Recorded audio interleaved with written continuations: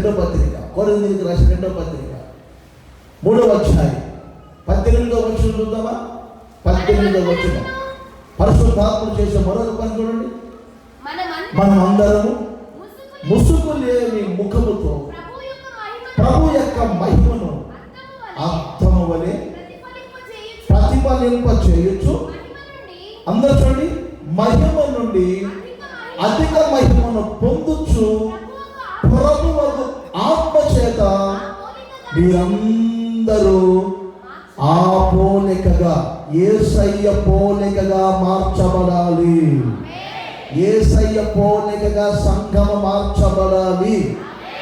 చేతులు ఊపుతూ చెప్పండి గట్టిగా, హల్లెలూయా. చెప్పాలి చెప్పాలి చెప్పాలి, అందరూ చెప్పాలి. యేసయ్య పోలికగా మార్చబడాలి. మీలో ఒక రూపం రావాలి. ఏ రూపం రావాలి? యేసయ్య స్వరూపం రావాలి. నన్ను చూడు, ఆదాము నవీన పురుషుడు, సంపూర్ణ పురుషుడు కాదు, నవీన పురుషుడు. సాధారణంగా ఏం చేశాడంటే ఆజ్ఞ అతిక్రమించేటట్లు చేసి పాప పురుషుడిగా మార్చాడు. ఇప్పుడు చిన్న విషయం చెప్తున్నా. యేసయ్య ఈ లోకానికి వచ్చి ఆయన రక్తాన్ని కార్చి ఏమండి ఆ నవీన పురుషుణ్ణి, నూతన పురుషుణ్ణి ఏమండి సాధారణ పాప పురుషుడిగా మార్చాడు కదా. మరలా యేసయ్య ఆ పాప పురుషుడిని, ప్రాచీన స్వభావం తొలగించి మరలా నవీన పురుషుడిగా, నూతన పురుషుడిగా చేశాడు. అదేదా? అయితే దైవ సంకల్పం ఏమిటి?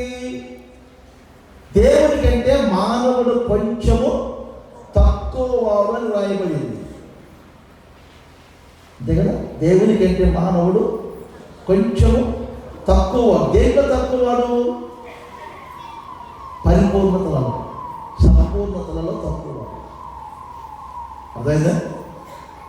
అయితే పరిశుద్ధాత్ముడు వచ్చి దైవ సేవకుల అపోస్తలుల్లో ఉండి ఇవి పరిశుద్ధాత్ముడు చేసే పని ఏంటంటే ఈ నవీన పురుషుణ్ణి, ఈ నూతన పురుషుణ్ణి ఇప్పుడు మరలా మన తండ్రి స్వభావం, తండ్రి యొక్క పోలిక, సంపూర్ణ పురుషులుగా మారుస్తాడు. దేవునికి మహిమ కలుగునుగా. ఎంతమందికి మీకు క్రీస్తు స్వరూపముగా మార్చబడాలని ఆశ ఉందో వాళ్ళందరూ చేతుల పైకి చెప్పండి గట్టిగా, హల్లెలూయా. నిజం చెప్పండి, అబద్ధాలు చెప్పండి. చర్చికి వెళ్ళి వాళ్ళందరూ చెప్పండి, మందిరాలకు వెళ్తున్నాం వాళ్ళందరూ గట్టి చెప్పండి. పౌలు గారు ఏమన్నారు?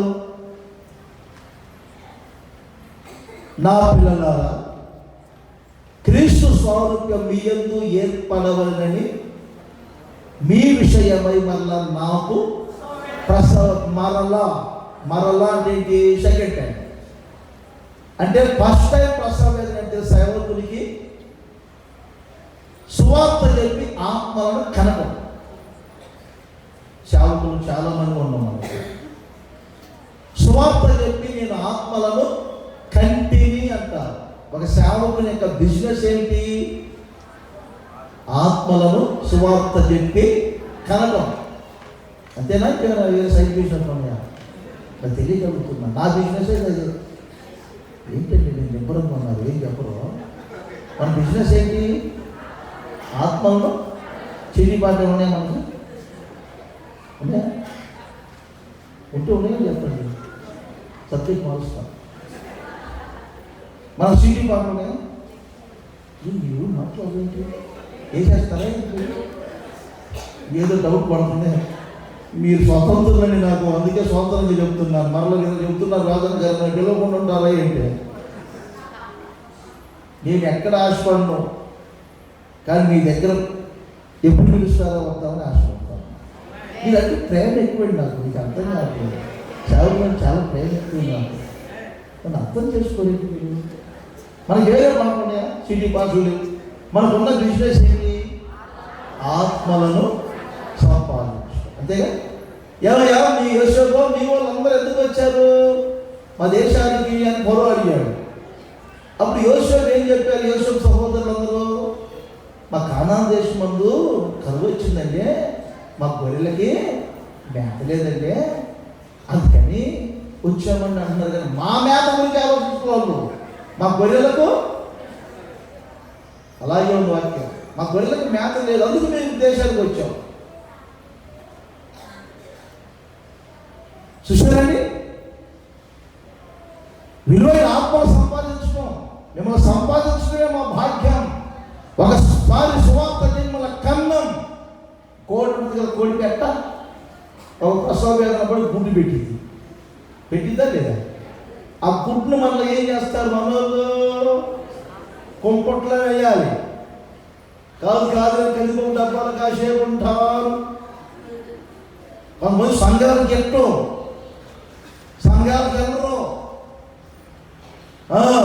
ఈ సంఘాలకు వెళ్ళకుండా, మందిరాలకు వెళ్ళకుండా సేవకుల పరిధుల్లో ఉండని వారు ఎవరంటే కందిపప్పు డబ్బాల్లో, బియ్యపు డబ్బాల్లో ఉన్న గుడ్లు లాంటి వాళ్ళు మీరు.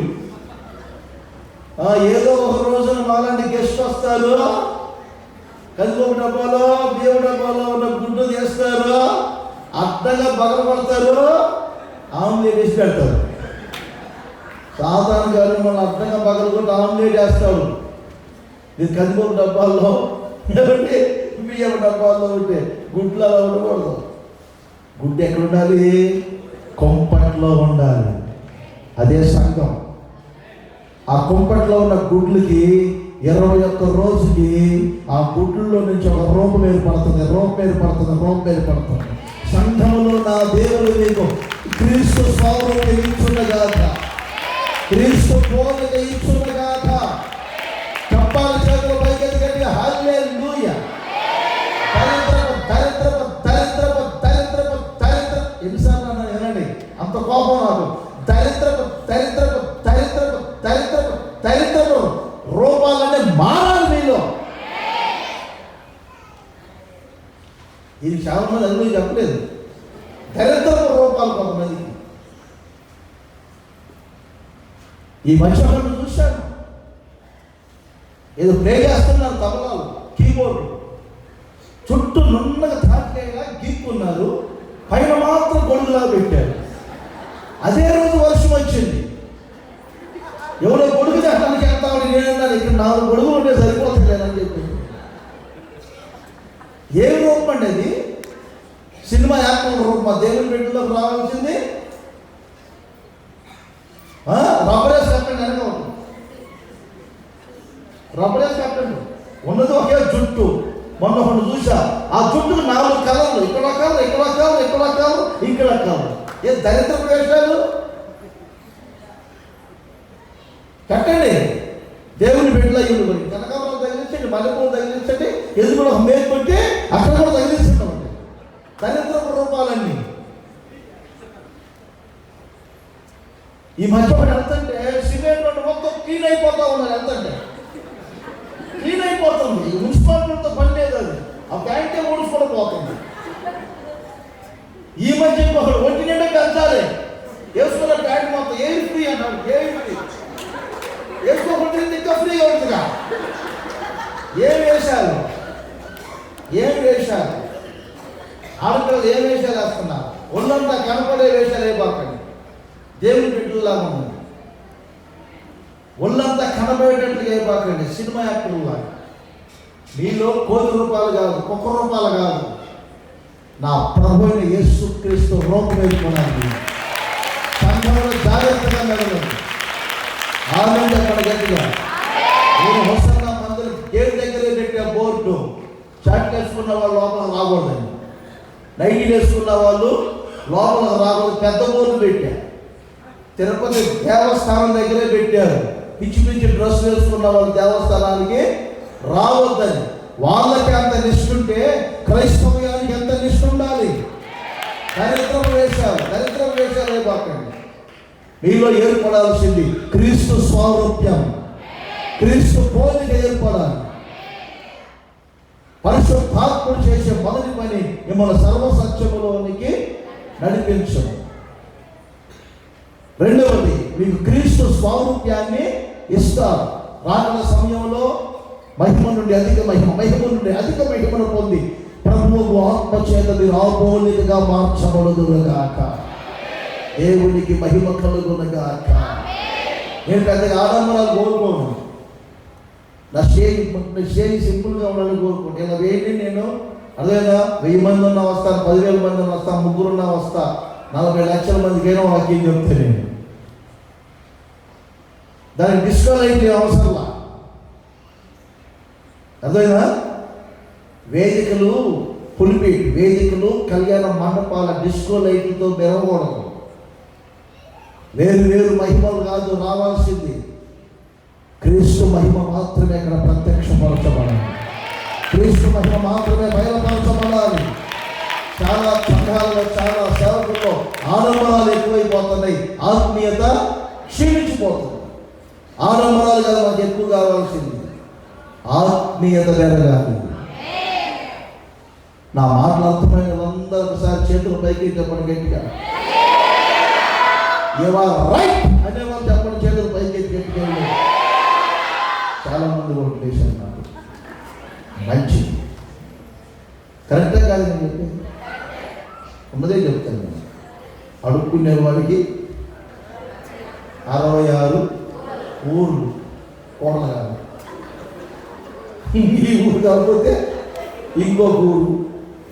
మా ఆయన ఇంకా రాలేదు అని ఏడ్చే పిల్లలు లేదు. నాకు బాగా లేదు, పిల్లలు లేదు. సంవత్సరాలు విడిచేసుకొని అదే ప్రభు సేవ చేస్తున్నా. అందుకే నేను తెగించే మాట్లాడతాను. 78, 25 త్వరగా చదివితే ముగిస్తాను. 2 విషయాలు మీకు చిన్న విషయాలు. 78 చూస్తారు మీరు. ఏ అధ్యాయం ఏ గ్రంథంలో 78 ఉందా? అది కీర్తన చదవడం. కీర్తనలు 78, 25.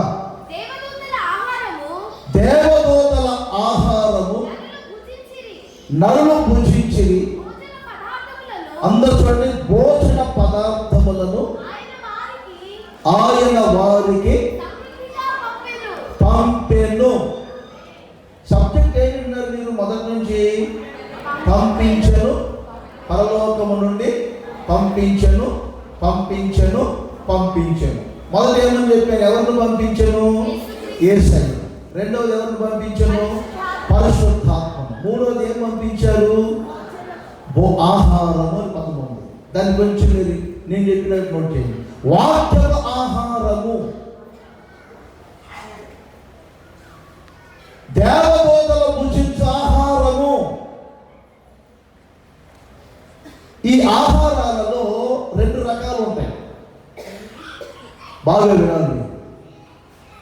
ఆహారం పాపములో పడక మునుపు తిన్న ఆహారం వేరు, పాపములో పడిన తర్వాత తిన్న ఆహారము వేరు.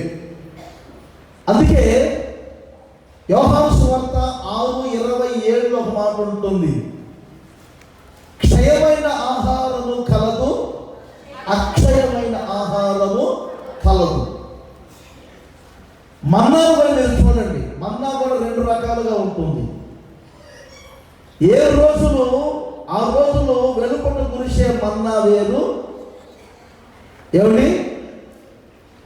నిబంధన మందసములో బంగారు పాత్రలో దాచబడి ఉన్నటువంటి మన్నా వేరుగా ఉంటుంది.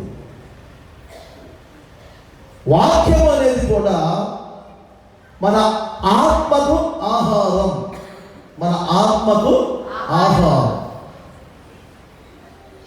భౌతికమైన ఆహారాన్ని మనం తిననప్పుడు శరీరం ఏ విధంగా బలహీనమవుతూ ఉంటుందో, వాక్యపు ఆహారాన్ని భుజించినప్పుడు లోపల అంతరంగ పురుషుడు బలహీనమైపోతాడు.